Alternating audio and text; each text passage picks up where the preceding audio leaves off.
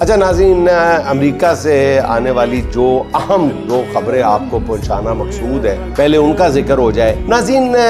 زلمے خلیل زاد جن کا پچھلے دو ویلاگز میں مسلسل ذکر کر رہا ہوں، ناظرین ان کے بارے میں ایک آپ کو بہت ہی اہم خبر دینے جا رہا ہوں۔ ان کی طرف سے ایک بل، پیش کردہ بل اس وقت صدر ٹرمپ کی ٹیبل پر،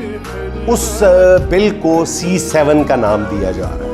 7 سینٹرل ایشین اسٹیٹس کا ذکر ہے، ان کے بارے میں پالیسی وضع کی گئی۔ اس میں ان سینٹرل ایشین اسٹیٹس کے علاوہ پاکستان اور افغانستان کے متعلق بھی پالیسی دی گئی ہے، اور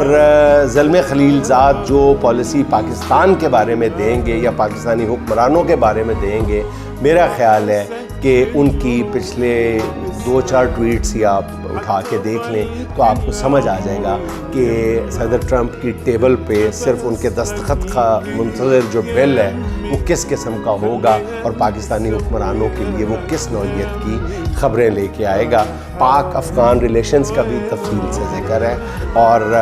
اس بل کے بارے میں کوئی ابہام نہیں ہے۔